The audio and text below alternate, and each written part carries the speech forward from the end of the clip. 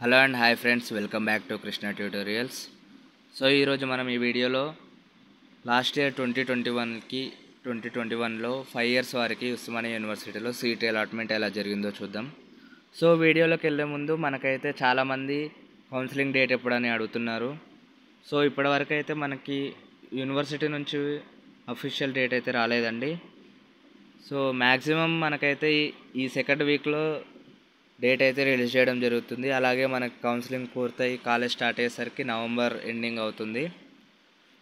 So ఇక్కడ మనం వీడియోలోకి వెళ్ళినట్టయితే ఇక్కడ మనకి serial number, hall ticket number, rank, name, category, gender, region, allotted category, face చూడవచ్చు. ఇందులో మనకి rank, category, region, allotted category important, ఎందుకంటే దీని ద్వారా మనకి సీట్ వస్తుందా రాదా అనే ఒక అవగాహనకైతే రావచ్చు. సో ఇందులో మనం చూసినట్టయితే ఫస్ట్ ర్యాంకర్ అయిన డి శ్రీధర్ రెడ్డి గారికి ఓపెన్ కేటగిరీలో సీట్ అయితే అలాట్ కావడం మనం చూస్తున్నాం ఫేజ్ 1లో. సో ఇక్కడ మనం చూడొచ్చు, మనకైతే ఉస్మానియా యూనివర్సిటీ వారు 2 ఫేజెస్లో అయితే సీట్స్ అలాట్ చేయడం జరుగుతుంది. సో నెక్స్ట్ మనం ఇక్కడ చూసినట్టయితే సెకండ్ ర్యాంక్ అయిన పవన్ భగత్ గారికి ఓపెన్ కేటగిరీ ఫేజ్ 1లో అయితే సీట్ అలాట్ చేయడం మనం చూడొచ్చు. సో ఇప్పుడు మనం టోటల్గా ఓసీ కేటగిరీ కింద ఎన్ని సీట్స్ వచ్చాయో చూద్దాం. సో ఇక్కడ మనం చూసినట్టయితే టోటల్ ఓసీ కేటగిరీ కింద 15 మెంబర్స్కి అయితే సీట్ రావడం మనం ఇక్కడ చూస్తున్నాము. ఇందులో first, second, fourth, fifth, seventh, 19, 34, 110, 143, 166, 217, 246, 495, 526, 532 rank వరకు అయితే సీట్ అలాట్ చేయడం చూస్తున్నాం. ఇందులో మనం 532 ర్యాంక్ అయిన యాలల శ్రీజ గారిని చూసినట్టయితే వీరికి ఈడబ్ల్యూఎస్ కేటగిరీ ఫీమేల్ కేటగిరీ కింద అయితే సీట్ అలాట్ చేయడం చూస్తున్నాం ఫేజ్ 1లో. సో ఇక్కడ మనకి ఈడబ్ల్యూఎస్ అంటే ఏంటంటే ఎకనామిక్ వీకర్ సెక్షన్స్ అండి. సో అలాగే 246 ర్యాంక్ అయిన చాలా మధుకిరణ్ రెడ్డి గారికి కూడా ఈడబ్ల్యూఎస్ కేటగిరీ కింద సీట్ అయితే అలాట్ చేయడం మనం ఇక్కడ చూడవచ్చు. సో నెక్స్ట్ మనం అలాగే 7th ర్యాంక్ అయిన డి రమేశ్రీ గారికి ఓపెన్ మరియు ఫీమేల్ కేటగిరీ కింద ఫేజ్ 1లో అయితే సీట్ అలాట్ చేయడం మనం ఇక్కడ చూడవచ్చు. సో నెక్స్ట్ మనం ఎస్సీ కేటగిరీ కింద ఎన్ని సీట్స్ అలాట్ చేయబడ్డాయో చూద్దాం. సో ఇక్కడ మనం చూసినట్టయితే ఎస్సీ కేటగిరీ కింద టోటల్ 13 సీట్స్ అయితే అలాట్ చేయడం జరిగిందండి. ఇందులో మనకు 25, 28, 29, 47, 54, 71, 99, 107, 121, 125, 128, 289, 1042 ర్యాంక్ వరకు అయితే సీట్ రావడం మనం ఇక్కడ చూడొచ్చు. సో ఇందులో మనం 1042 ర్యాంక్ అయిన డిగ్గర్ సాయి మాధవ్ సిద్ధార్థ గారికి అయితే ఎన్సిసి సర్టిఫికేట్ ఉండడం వల్ల స్పెషల్ కేటగిరీలో అయితే సీట్ అలాట్ చేయడం మనం ఇక్కడ చూడొచ్చు ఫేజ్ 1లో. అలాగే 289 ర్యాంక్ అయిన రష్మి పోతరాజు గారికి ఫీమేల్ కేటగిరీ కింద ఎస్సీ కేటగిరీ కింద ఫేజ్ 2లో అయితే సీట్ అలాట్ చేయడం జరిగింది. ఇక్కడ మనం చూడొచ్చు ఏ ఫేజ్లో అయితే సీట్ అలాట్ చేయడం జరిగిందో, ఫేజ్ 1లోను లేదా ఫేజ్ 2లోను.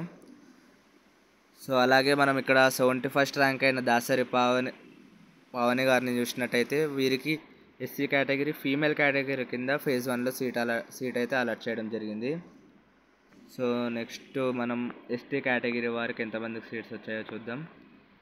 ఇక్కడ మనం చూసినట్టయితే టోటల్ 5 మెంబర్స్కి ఎస్టీ కేటగిరీ కింద అయితే సీట్ రావడం మనం చూడొచ్చు. ఇందులో 36, 77, 95, 96, 183 ర్యాంక్ వరకు అయితే ఇక్కడ సీట్ అలాట్ చేయడం జరిగింది. మరియు అందరికి ఫేజ్ 1లోనే సీట్ అలాట్ చేయడం జరిగిందండి. ఇక్కడ మనం చూడొచ్చు ఏ ఫేజ్లో సీట్ అలాట్ చేయడం జరిగిందో.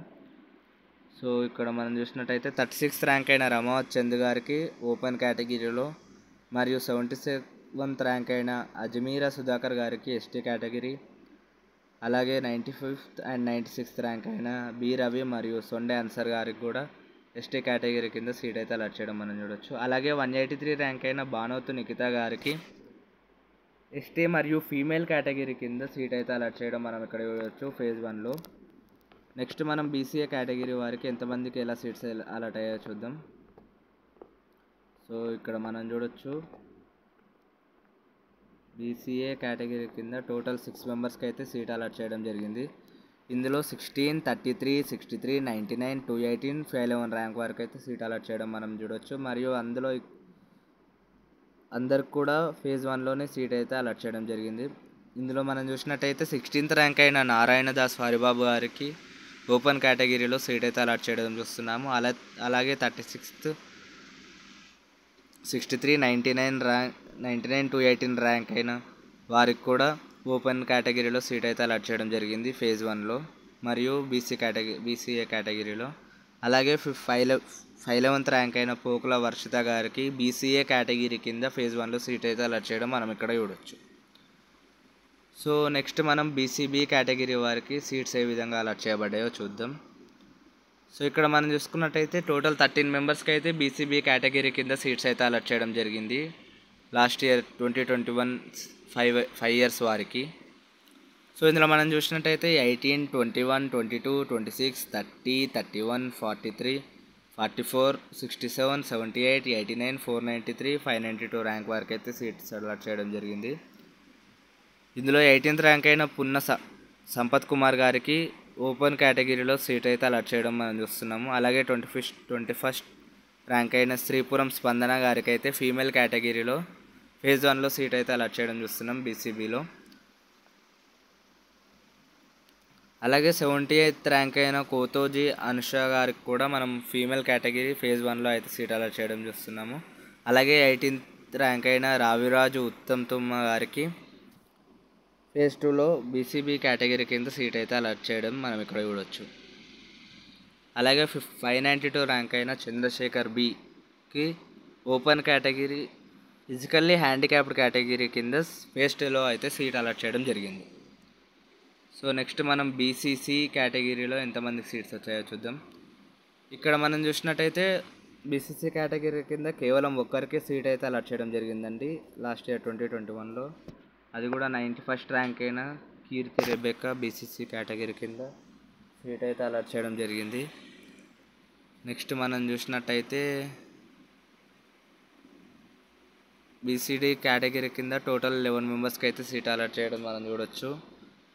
ఇందులో 6th, 8th, 10, 13, 14, 37, 38, 40, 58, 80, 86 ర్యాంక్ వరకు అయితే సీట్స్ అలాట్ చేయడం జరిగింది. ఇందులో చూసినట్టయితే మనం 6th ర్యాంక్ అయిన షేగురు నిషిత గారికి ఫీమేల్ కేటగిరీ కింద ఫేజ్ 1లో సీట్స్ అలాట్ చేయడం చూస్తున్నాము. అలాగే 40 ర్యాంక్ అయిన అంబాటి రాజేష్ గారికి ఓపెన్ కేటగిరీ బీసీడీ కేటగిరీలో ఫేజ్ 1లో అయితే సీట్ అలాట్ చేయడం మనం ఇక్కడ చూడొచ్చు. సో నెక్స్ట్ మనం